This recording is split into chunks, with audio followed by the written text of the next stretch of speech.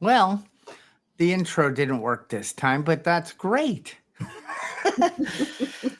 Hello, everyone. Welcome to episode 19 of the Blindsided podcast. In this one, we're going to talk about scary decisions, decisions that we know deep down will help move us forward, but somehow we keep putting them off. And my name is Charlie Collins, and I am the co host of the Blindsided podcast, the co founder of Thriving Blind Academy. And I also do speaking and some coaching. And in my coaching, we like to take a look at the story that you hold so dearly that isn't serving you anymore. And we like to look at the suffering it produces, the limiting beliefs that keep pulling you back to the story and disrupt that a bit and then move you to a better place to create a vision of clarity and move forward. Good morning, Charlie. Hi, everybody. My name is Brenda. I'm the founder of timefor10.com. We are a coaching service. We have 9 coaches now. And what we do is we help people inventory their disturbances so they can challenge their conditioned thinking and find new happiness and freedom and emotional rest. Welcome. You're also the co-host of the Blindsided podcast. I am very proud to be the co-host of the Blindsided podcast. When the list the list gets longer and longer, we start forgetting certain things on there. Yeah, we do. So today we want to talk about decisions and not so much choices, not so much our day-to-day, like, should I have a strawberry or a blueberry type thing? These are more of the ones that, like an inner prompting in our bodies that, I know, and knowing isn't always what we are doing, but knowing with moved into a course of action, which creates an experience, which then moves us in a direction towards healing or getting better or improving a skill or getting rid of or forming a new relationship and things like that. But these decisions that kind of come to us, that this inner prompting that says, I'd really like to improve my physical health. And I just know it because it's the right thing to do. I'll look good, I'll feel better, and I'll have more energy. And I want to make that decision tomorrow. And I want to do it. And a year goes by and what am I afraid of? And what is holding me back? Why do I keep reverting back to my most practiced way of living, which isn't engaging or taking inspired action on that decision? Charlie. This is a great topic. I'll tell you why it's a great topic. It reminds me of a book called Who Moved My Cheese? Have you ever heard of that book? Oh, yes. Yeah. So when I had my own company, when I got venture capital funded and I was hiring employees, I would hand that book out to them because change is one of the hardest things for people to do. And we've talked about this on our podcast before. It's, we have a certain routine and we have certain things we do every day and we have certain foods we like and people we like to be around. We just have these habits, these things that we do that's ingrained in the way that we behave that we don't want to give up because we're comfortable. It feels safe. It's a form of control, really, controlling your environment, the predictability of your environment. And I think that has a lot to do with not being able to make decisions to do things in a new direction because we're really comfortable with the direction that we have. Even sometimes, even if we don't like it, we like the comfort of it, the predictability of it, the sense of control, the sense of ease and comfort we get from doing the same thing, right? Every day, even if it's not healthy. Yeah. And if you hear some big bangs, it's not fireworks. It's getting nighttime out my windows. It's getting darker and darker.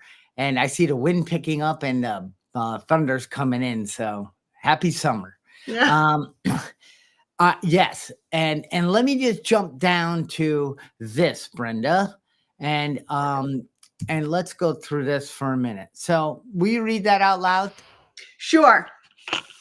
What is the first reason we don't make that decision? What is the first reason we don't make that decision? Well, what is the number one? Okay. What is the number one? I'm sorry. Reason we don't make that decision. Well, here's a clue. Self-reliance failed us. Fear. I mean, Fear. really? Isn't that the root? Isn't that the crux? Isn't that why? Even though that inner prompting, that spiritual, that we're born with that inner awakening that wants us to thrive and live this quality of life. But over the years, we build up a bit more of a fear muscle. And then we realize that that inner prompting, that light shines in us, and we get a little excited, but fear shuts it right back down again for some reason. Absolutely, Charlie. It's all about fear. Fear of change. What's it going to be like? Fear of losing something I have or not getting something I want. For me, I mean, I'll give a simple example. So we talked before, and Stan's back from Florida, so he's probably going to hear this. We talked before about this, the snacking on food that's not healthy for me at night, right? And in thinking about why I'm not willing to give that up, what comes to mind for me is I enjoy it. There's pleasure associated with it. I don't want to give that up. It's my little reward system that's going off. You worked hard today. You actually did a workout today. Whatever the story is, I tell myself about why it's okay to have, protein chips that are full of chemicals and ingredients that aren't healthy for me. Processed food is not healthy for me. It's a processed food snack. What I tell myself is it makes me feel good. I enjoy it. I don't want to give up that pleasure. And I'm afraid to give up that pleasure because I enjoy it. Well, what am I going to have instead? Something that doesn't satisfy me, something I don't like. I don't even know what the substitute's going to be. And I'm already telling myself a story that it won't be as good as what I'm having now. Yeah. And so we can make that decision, right? That open the door to a new way, maybe to move from surviving to thriving, to find other power within us or whatever presents itself that fills that void we think we're going to experience, that we're going to be uncomfortable with. But I can tell you in my life, the only way to move forward is to become uncomfortable first. Absolutely, Charlie. Because if I operate out of comfort every day, I get sicker. Yep. That's a really great point. I end up like this dude. Yeah. Like, duh, I don't get it. Why is this happening to me? So you could tell I went in and had a little fun with slides. Yes, you did. That one right there is, and we're going to talk in a minute about constructing this deep, firm intention, a decision that looks scary, feels scary, but we have a vision of the end in mind. And we're going to talk a bit about the bias out there, that if we make mistakes or fail, that maybe people will look down on us, or maybe they don't, and we just think that.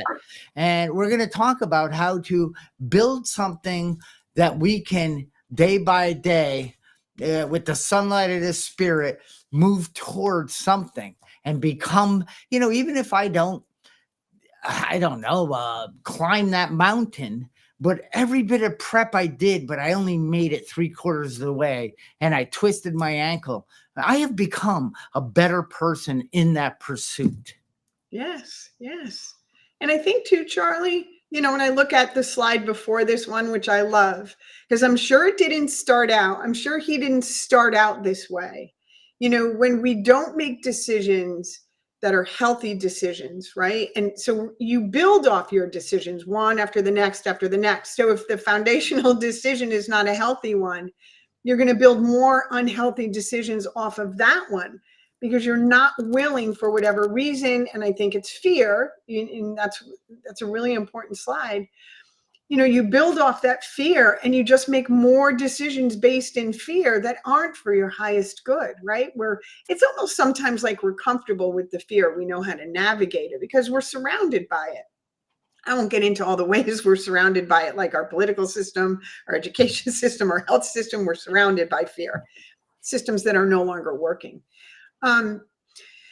However, you know, if we try and tackle, like if that guy tried to quit everything all at once, I mean, look at him, the video game addiction, the food addiction, all that stuff. If you try and tackle that all at once, you set yourself up for failure, just like you were saying. But if you take small steps, make small decisions every day in pursuit of whatever that goal is that you have, you're much more likely to succeed. And I think we get caught in, at least I've gotten caught in, this black and white thinking, this all or nothing thinking, this dual thinking. You know, we're full of dual thinking, that it has to be an all or nothing for me to be able to succeed. So let's use my snack example, because it's a good example. So in this snack that I have at night is, 2 rice cakes, a handful of pretzels, and Quest chips mixed in a small container, right? And that's the nighttime snack. Now, in and of itself, it's not horrible, but it's all processed food and it's really bad for me. And I'm really mindful about keeping a healthy diet, except when it comes to my little cheat, my little cheat of processed food at night. Now, if I were to say, okay, I'm never going to have that again, I'm just going to stop having that all, what do you think the chances are of me succeeding?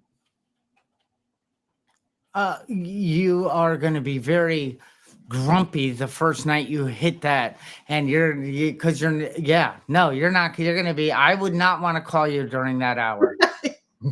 So what if I approached that a different way? What if I said, for this week, I'm going to make a decision that I'm going to remove the pretzels from the snack, and I'm going to substitute it with something healthy, like, some dried fruit or something in there.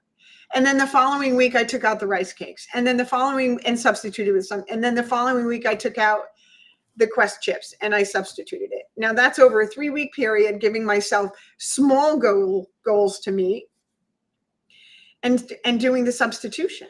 I can tell myself I can always go back to this terrible food that I'm eating if it's that bad. We can always refund your misery. Yeah, we can always, I love that. We can always refund our misery. But when I set a small achievable goal, in other words, when I make a small achievable decision, I'm much more likely to have success. I want to say good morning too. Good morning, Carrie and Cassidy. Thanks for coming. Yeah, you made the right decision. Yes, you did. So you see where I'm going with that? Yes. Yeah. So Brenda, we break this down. Okay, so we take a look at maybe take a look at the chemicals, and then take a look at what the adversity it has in our body. But we also look at, why did they put those chemicals in? Because it activates fat, salt, and sugar in our body. And what does that do? Our brains light up. It releases dopamine, the high of just putting it in the bowl. I mean, it's an addiction.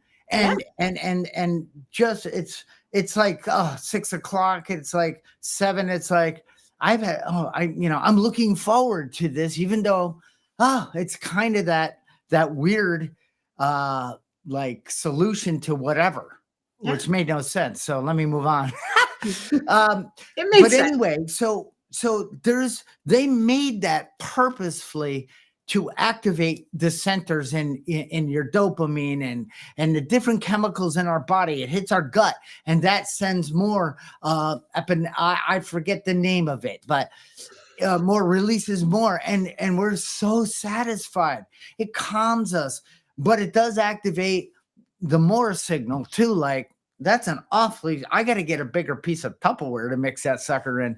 At least that's my thinking. And then it's never big enough. Now I've got to, I'm using like a big spoon, and I've got to hide from people because I feel guilty. And it just unleashes all trains of circumstances that don't serve me. And then I got to be a little secret about it. I can't be honest about it. And those decisions, those are red flags, They are, Charlie. And what just came into my awareness? You turned me on to an app, and I used it this morning. And I know we don't have to make this all about food, but food's kind of a big thing in our country, considering the rate of obesity in our country, because a lot of our processed food is highly addictive. I was going to have a bagel this morning, a cinnamon raisin bagel. I usually have one on Saturday mornings. And I put it through the Yucca app, Yuka. I scanned the barcode with the Yucca app, and it came up with 3 hazardous chemicals in the bagel, listed as hazardous, which means it's likely to cause cancer. And I didn't have the bagel. I still wanted to have the bagel though, but I didn't have the bagel. And Yucca. you did not die. No, I didn't. I had something really healthy instead. That's the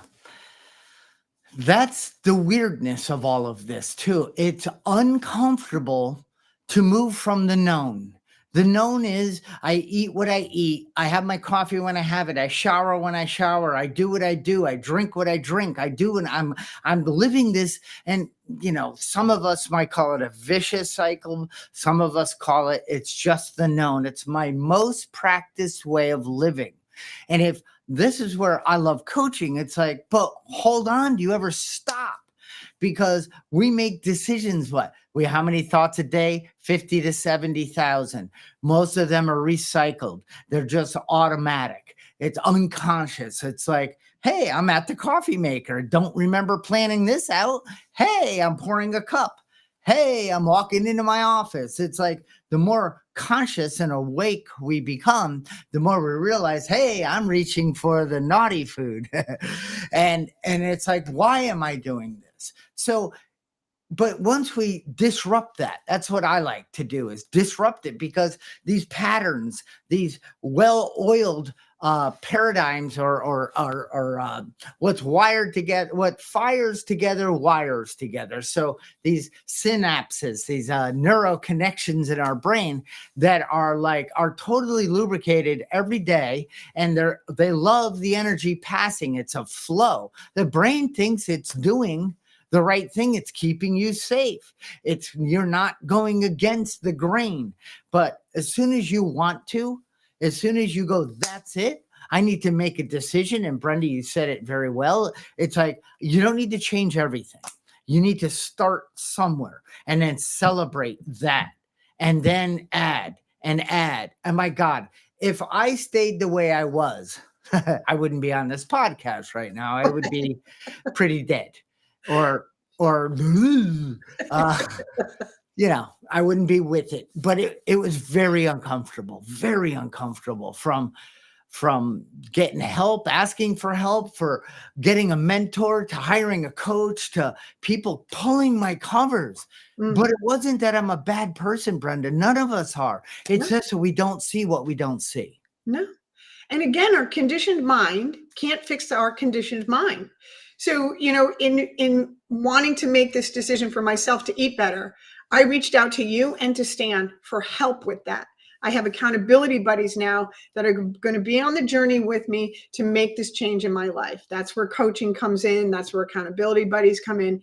And it works. It works when I do this with other people who can redirect my thinking when I'm telling myself a story, because I want what I want when I want it, because my brain wants to go down that path it's already traveled. I was listening to a YouTube video before we did our podcast this morning. And interestingly enough, and I just happened to come across this, I wasn't looking for it. It came up in my feed, and it was about making decisions. And what she said about making decisions was, our brain works on pain and pleasure, avoidance of pain and accessing pleasure. And so when we make a decision, she says, you say, I am making this decision to, and you list what the decision is. I'm making this decision to stop eating processed food. And then you say, because, and now you tell your brain something about pain or pleasure, because processed food is going to cause cancer, and that's going to be extremely painful for me, right? Your brain wants to avoid pain. So if you tell yourself that, and it'll get into your subconscious brain. I said, and it gets into your subconscious brain. Mm-hmm. So you associate the decision with a pain or pleasure. I'm going to make this decision to stop eating processed food because it's going to make me feel good about myself. It's going to make my body feel better. So you add those two things together when you're making the decision, and you'll also have a better result, just because of the way the brain works. Yeah. And and like a good way is to download YUKA, Yucca, from the App Store. Okay. Don't go crazy. Just say, in this area, and maybe you don't want to, and that's fine too. But I can tell you, more joy, more vibrance, more connections to healthy people and stuff comes when I shifted to the I don't know mind. I want to improve. I want to see what's out there. I want to, look at the possibilities of growing in life. And I got that app years ago, and and I went scan. I know. I know. Like, Yeah. if you go into your shower, hit the containers in there, you're going to be throwing out a lot of stuff. But it's the why. Okay, so what? This has a lot of sodium. I don't care. I don't have a problem with sodium. I'll drink it. I'll exercise and sodium that out of me. But oh wait, and it tells you what's wrong. And it's a massive database that Procter and those big craft foods, they're not liking that, because when you scan a box of Cheerios, on the front it says heart healthy, and then you scan it, it says no, not heart healthy, deathly. No. And it's kind of disruptive. It's like, wait a minute, I've believed this all my life, and I haven't died. Well, I'm not eating 14 million a day, but it's like, but maybe if you keep just aligning the puzzle pieces a little bit better, and over time, things will, when you make that decision, when you sit down, Brenda, let's talk about this a little more, because how do you construct it? Okay. So the first thing you said was you took the ingredients of your nightly cocktail and you kind of went, let me scan each of the barcodes of each. Let me look at how it doesn't serve me. Okay. Now it serves me for sure. It absolutely does. It ignites that when it hits the receptors on my tongue, it produces that fat and salt and sugar into me. And trust me, when they made that, they had every intention of that happening to you. Yes. Because they're looking for you to buy it again and over and over and over. Do they care about your health? Not at all. No. So that's the game. And they hire the best of the best. And they have lobbyists and they have scientists. And those Pringles, you put one Pringle on your tongue, oh, baby, that whole canister's history. Yep. So anyway, we look at that. Okay. Now, do I love myself? Am I worth it to step into a new me? Just this one area. And how am I going to go about this? Right? Yes. Yes, absolutely. And it is designed. It's designed this way to be addictive. Hang on one second, Charlie. So Kate is saying baby steps. When I was eating very healthy, my friends at work used to say, what dirt are we eating today? All my food came from the ground, 100% processed free. That's great. That's great. If you have access to that kind of food, that's fantastic. Thanks for sharing that, Kate.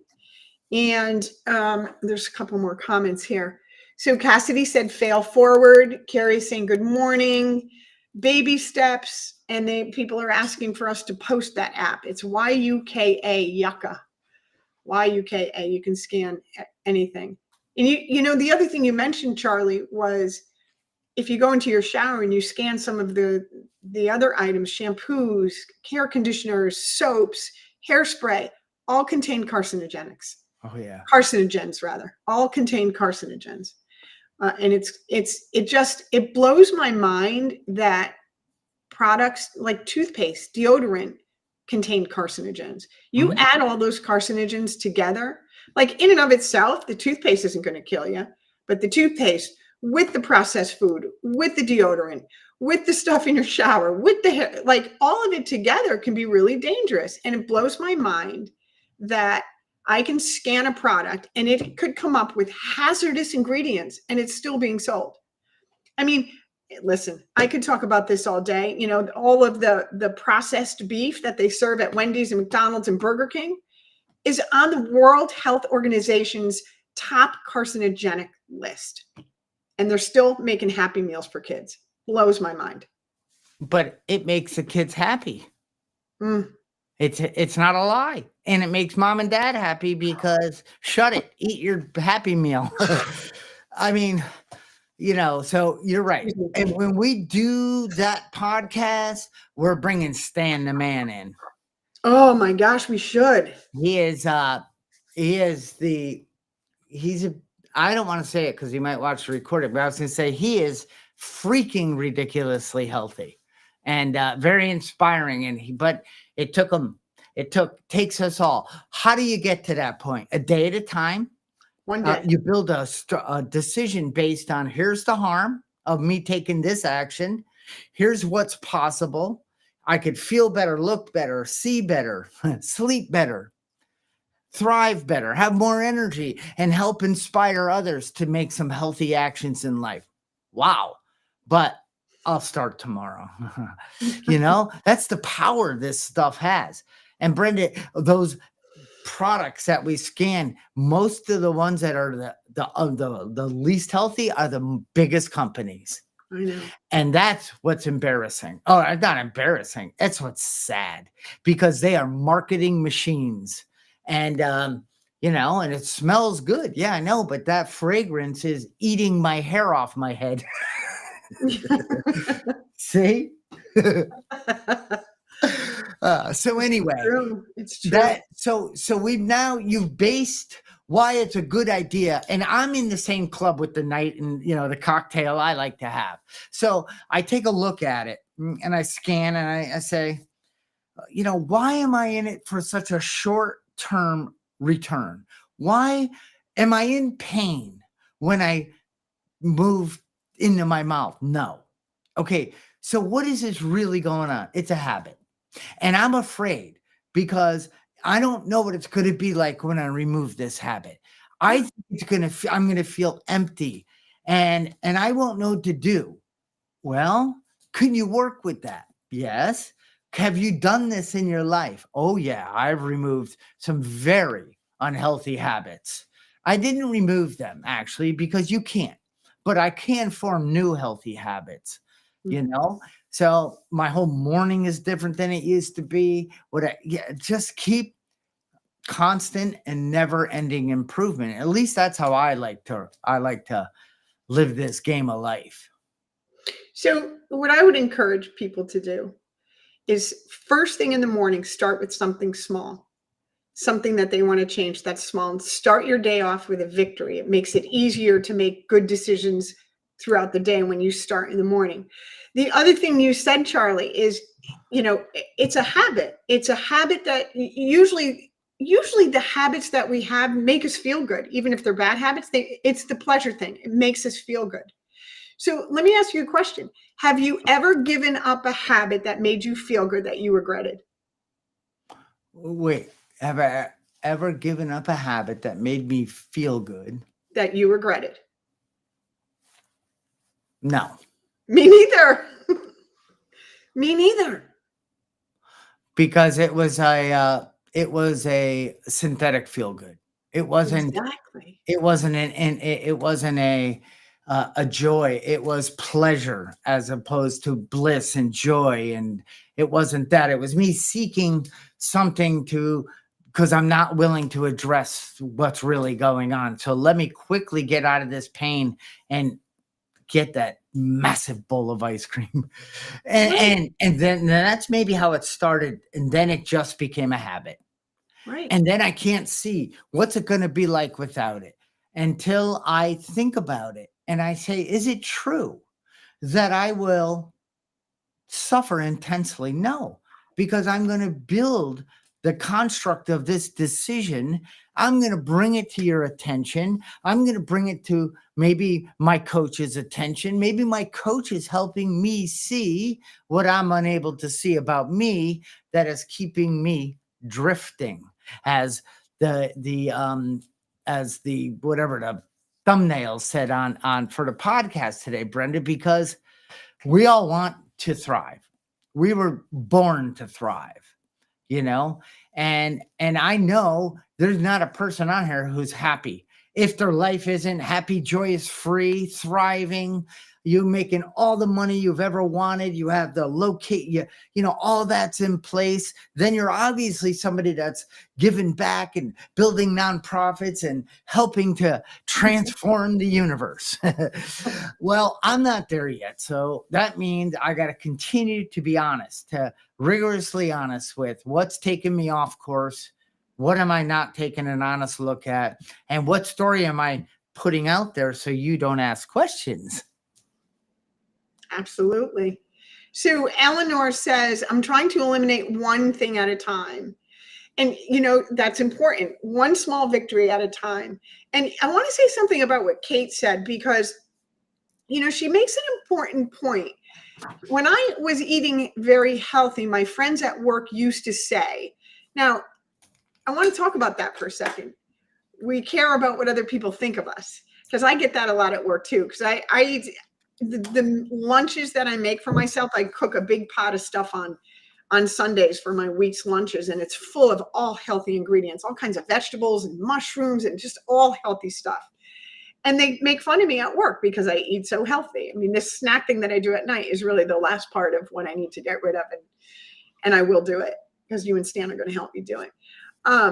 But it's important what she's saying. We care about what other people think of us. We don't want to be made fun of or be called, oh, that's the health nut in the room, or any of that stuff. And really, you know, for me, I had to believe, and I do believe, that the only person's opinion that matters about this is mine.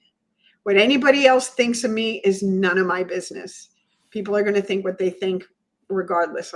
I'm not that important. It matters to me, and that's what counts, is what matters to me and my health. Isn't that the truth, but takes work to get to? It does. That is not just, oh, I heard Brenda say that on a podcast, I'm there. Absolutely not. Not for me. It took practice.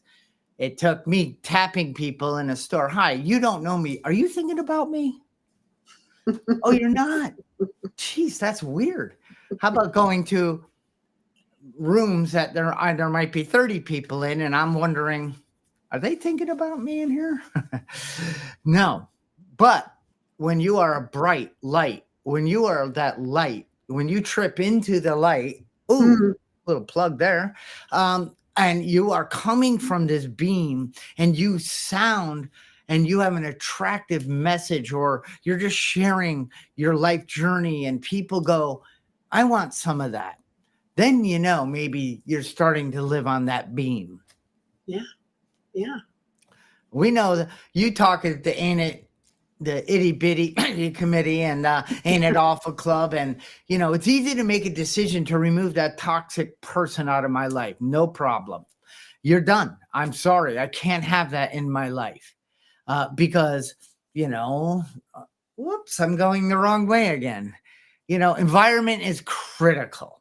And we're only, you know, take a look at our environments. How's our offices, our cars, our bathrooms, our closets, our garages? And, you know, are they well organized? Because they're a direct reflection of our mind, of what we're doing in our life. And that's because I had to make a decision, Brenda. I had to decide to organize my shed, put things where they belong. And gosh, I'll tell you, what was the benefit of keeping it messy? There wasn't one, but maybe I didn't believe it was possible, or I didn't have the know-how, or somebody might say, ew, why is your shed so clean? That's ridiculous. So it's like, what? I want that.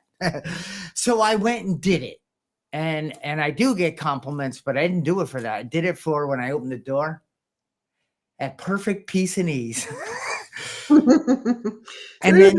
And then that project moved to the garage, and I got still areas to improve, but I work really hard in that area of my life because I don't want to create more frustration for myself by living in a messy environment.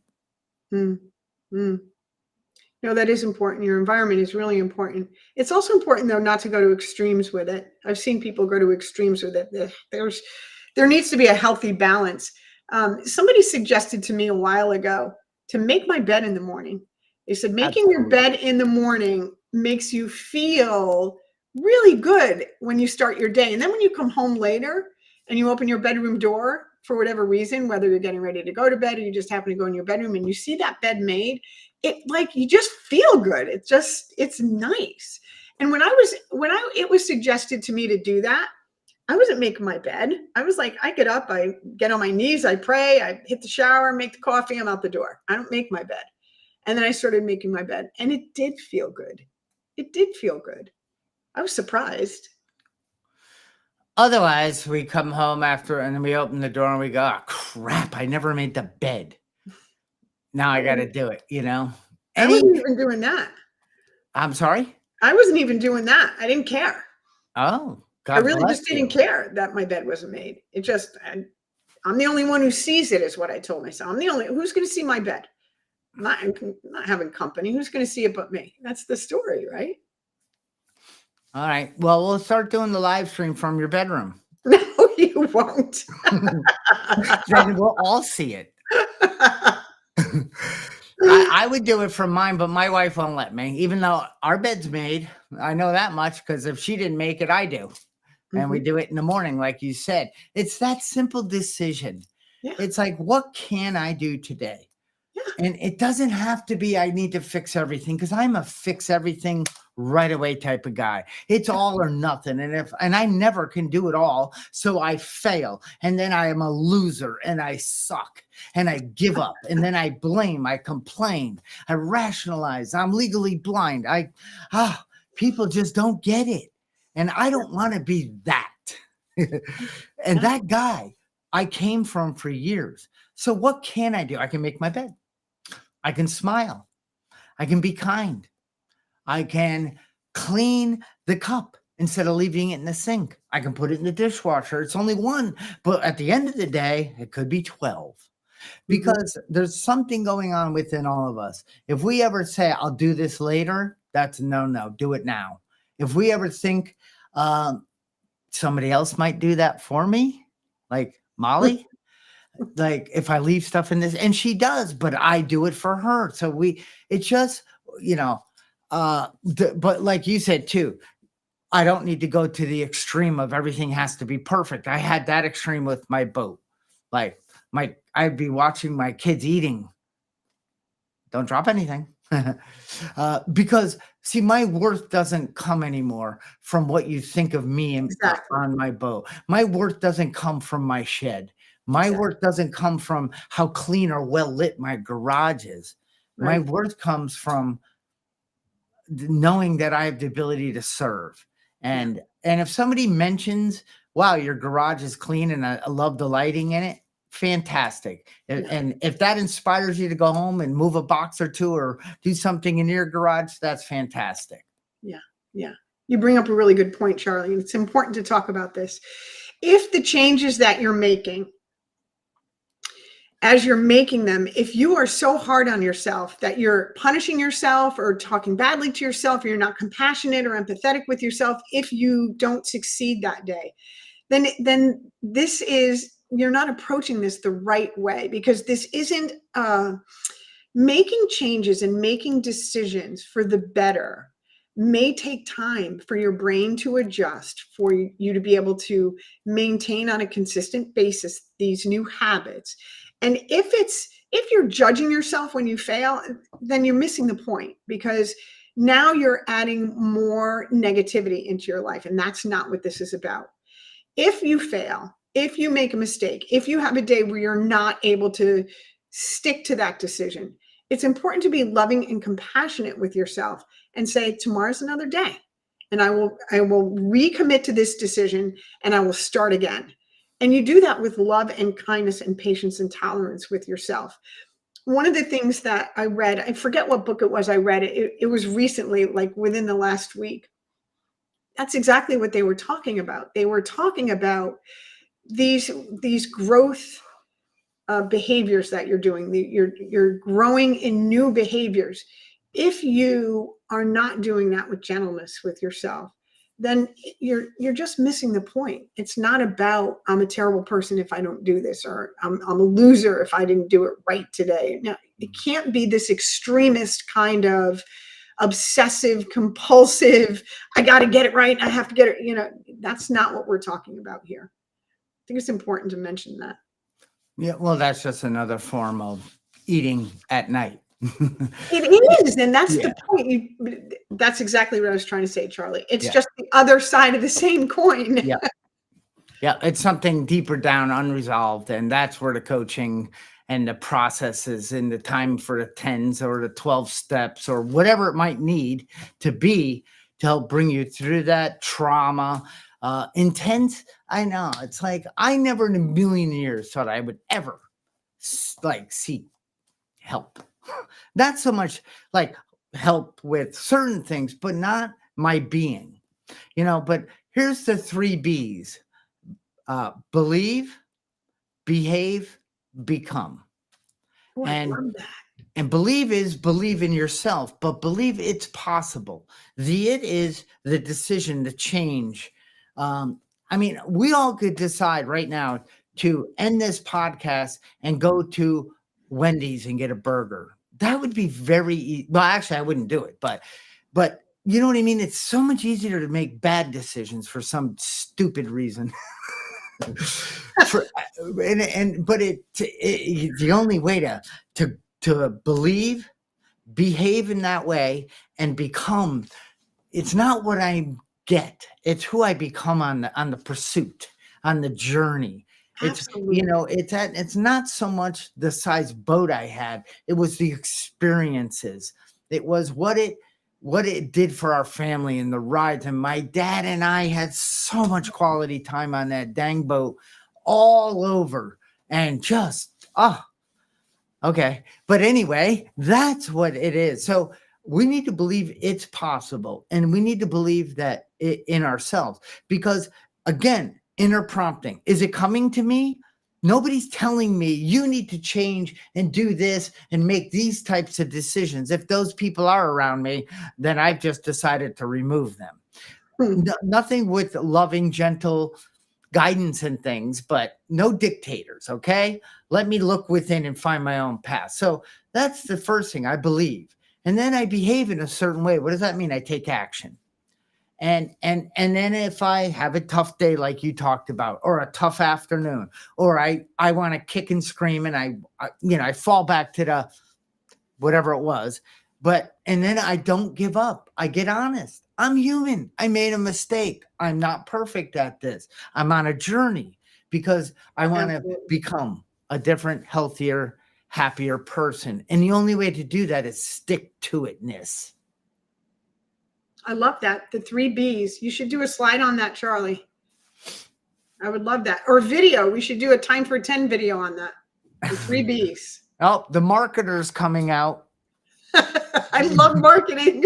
ABM. I just love it. I just love it. This is a good place to end, Charlie. I want to thank everybody who came to our podcast today. I'm sorry I didn't get to all the messages. And we look forward to next week. Thanks, Charlie, for the 3 B's. And I'm really motivated now. Really motivated. Small steps, one day at a time. The 3 B's. Lots of good stuff today. Yeah. I'm jacked, amped, excited, and I'll see y'all later. Bye. And of course, don't forget to like, subscribe, and share.